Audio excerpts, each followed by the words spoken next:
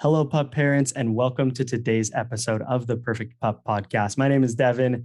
I'm excited for today's episode for a couple reasons. The first one is that I have an expert on here with us. I love doing these expert interviews. I love hearing from people who are way smarter than I am. And the second reason is that the topic we're going to be covering is really important for a lot of people, especially for those who may struggle with mental health problems. And we're going to dive into that. So my guest today is Chrissy Lawler. She is also my sister-in-law, but outside of that, she is a licensed marriage and family therapist. She is a baby sleep expert. She is a mom to 4. She is a great person, and I'm super, super excited to have Chrissy on here. So thank you so much for joining. Yeah, thanks for having me. Thanks for a nice, warm welcome. Of course. Anything I missed in that introduction, like fun fact you want to, Gosh, like that you're really good at the stanky leg dance? I don't know. That's, of course, important to mention. That your wife crushed me in an arm wrestling contest. These are my strengths and my weaknesses. It's all been laid out on the table. Now people know you. Now they can. Licensed marriage and family therapist. For those who don't know what that means, can you just give us a brief explanation of kind of what that entails from a mental health perspective and the type of clients that you work with? Yeah, so I work with a broad range of clients, mostly adolescent girls, all through all stages of adulthood. And marriage and family therapists focus a lot on the bigger picture. So not just what we're dealing with right now, but what is going on in the whole system, the whole environment that's leading to the dysfunction or the stressors that we're experiencing. Got it. Great explanation. I love that. So you obviously have experience working with people who are going through mental health struggles, whatever that may be, right? There's such a wide variety of things, and we all have, different challenges that we're facing. And today we want to tie it into how pets and dogs specifically can be of benefit or of harm to us. And so I want to start there with kind of the opposite of what people are expecting. Have you had experiences where you have clients or people where their dogs or their pets end up becoming like a net negative for their mental health? Yes, absolutely. I think it's really important with anything, but especially in taking on the responsibility of an animal, to have a realistic picture of what is this actually going to look like? What is this going to require of me? How do I handle the certain challenges that will come up with having an animal? And is that going to be a net positive or a net negative for me? So, even just using myself as an example, I grew up with dogs. I really liked having dogs in my family growing up. And so I thought that I wanted a dog. I have 4 small children, and I wanted them to have the experience of having a dog. I didn't know enough about breeds. I didn't do enough research, and ended up with a Chihuahua poodle that we adopted from somebody else that I knew. And I didn't realize that the Chihuahua breed tends to gravitate towards adults more than children. So I ended up with another dog while I had my 4 children that really only cared about me. And I didn't actually have the bandwidth to take on the responsibility of another creature that needed me so much and wanted so much from me. Another thing that I needed to take care of, another thing that felt largely unpredictable. Like, I'd never had my own dog before. And so that's one of my own personal pain points, is like, I don't like when I don't have a solution, when I'm not an expert on a thing. And so it just ended up not being the right fit. And so we rehomed Luna to an incredible family that could give her the love that she needed. But in that instance, like, I didn't actually have the bandwidth. I should have been more realistic with myself and my strengths and my limitations and the actual requirements of having a pet in our home that is going to be part of our family. And it wasn't actually the right fit. And I think a lot of people make a similar mistake that like, oh my gosh, a dog's going to be so much fun, but this is another part of your family and it's another responsibility. And so as with anything in mental health, when we take on more responsibility than we actually have the bandwidth to thrive in, it creates a net negative.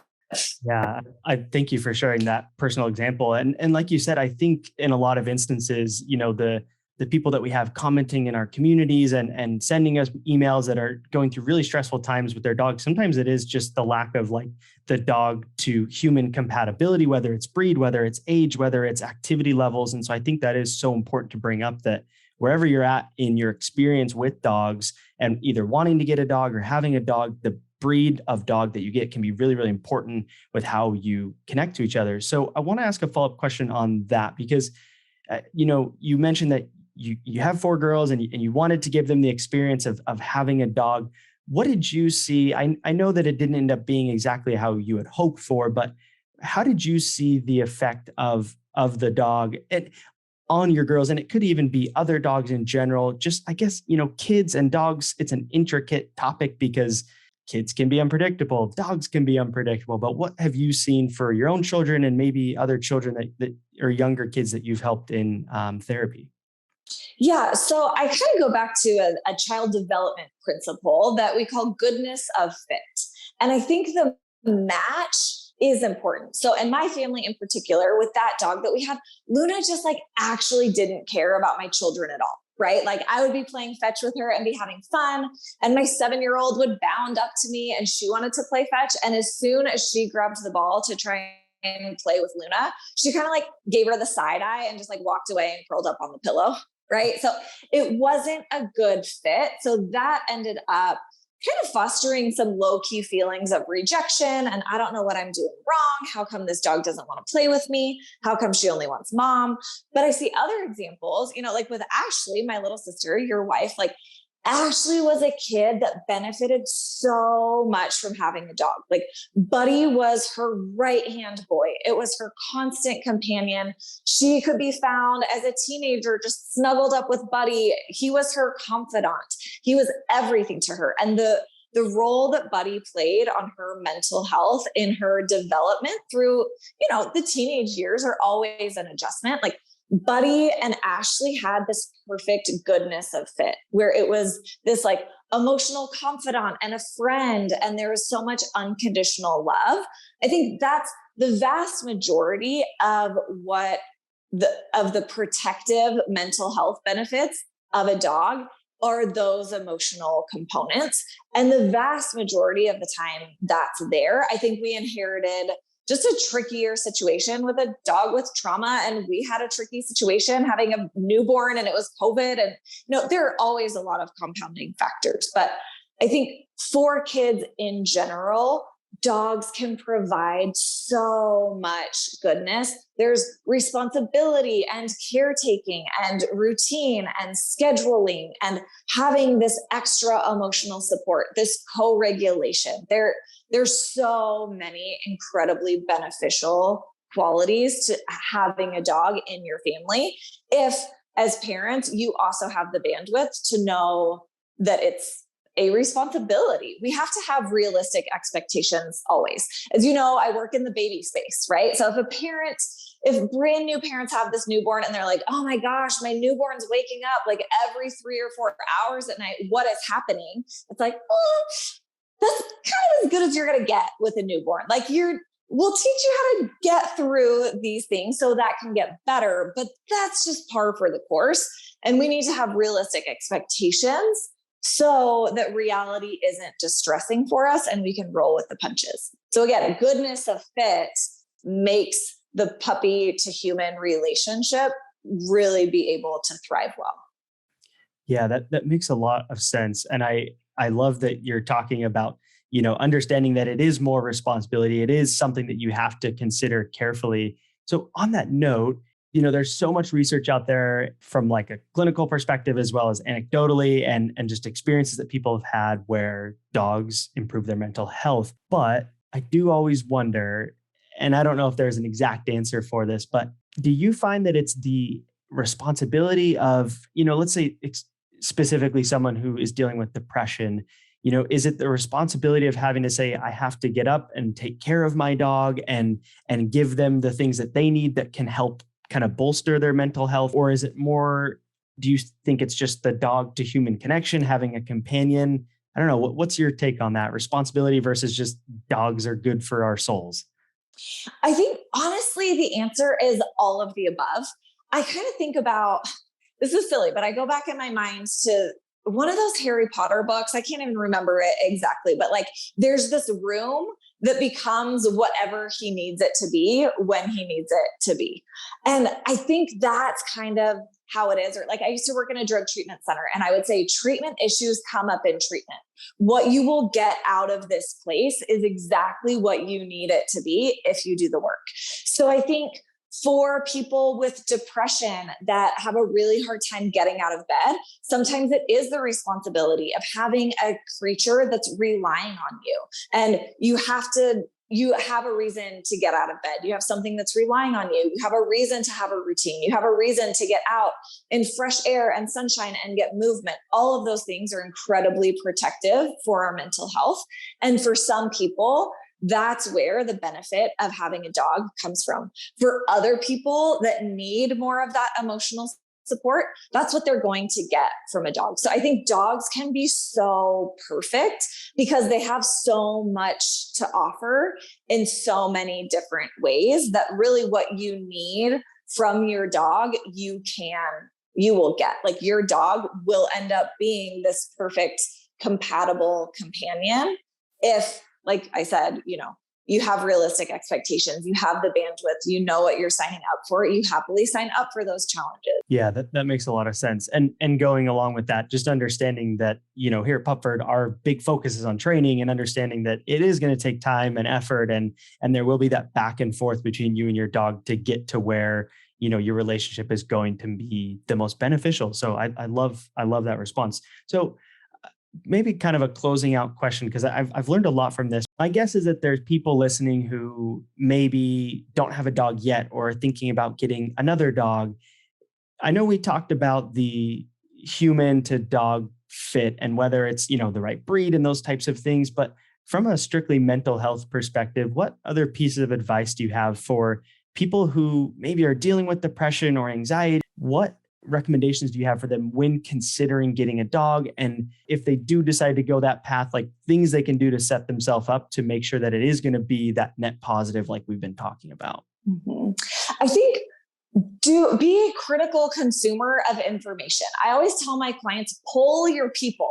Like ask good questions to people that you trust. Talk to different dog owners that have different kinds of breeds. Figure out what the right fit for you is going to be. In the grand scheme of things, I think way more often than not, getting a dog is a good mental health choice. I think far and away, the pros outweigh the cons. As long as you've done some research, you have realistic expectations, all those things that we talked about. But it's so good for our mental health to have this unconditional love, have some responsibility, have a reason to get out in fresh air and sunshine and get movement or exercise, to have a little bit of this accountability and this emotional support companion. Having a dog really, if you have realistic expectations and you actually have the bandwidth to thrive in that responsibility, it challenges you in all of the ways that you need to be challenged, and it fulfills you and supports you in all of the ways that you need to be fulfilled and supported. So I think go in with eyes wide open and know that we all need resources, right? So like you're not going at it alone. You can find dog sitters and dog trainers and courses like yours, and you can thrive with a dog if you allow yourself to get access to the right resources. Yeah, I think that's a great point. I'm a firm believer in working on our mental health and doing things that we can do to improve our lives. So outside of the dog side of things, what would you recommend for people who are maybe going through mental health challenges and are looking for, resources or things to improve their lives outside of, hey, I might get a dog? Obviously, I'm an advocate for therapy. I think tuning into yourself, having a safe space where you can work through things is so incredibly beneficial. So therapy and medication, if you're really struggling with mental health challenges, those are incredible resources for you. I think that should be the first line of defense if you're dealing with some deeper depression, before just thinking like, oh my gosh, I'm going to get a dog and that's going to make me feel better. Because ultimately, at the end of the day, we want to make sure that we are thriving and we're getting the treatment that we need, because it's also not fair for a dog to have to take on that mental load. But I do think getting a pet is an incredible support to the other components of your positive mental health journey, but it shouldn't be seen as a replacement. Like, oh, I'll just get a dog to help my depression, instead of actually working on the root issues. Because like we talked about, if the goodness of fit isn't there, then some of the things like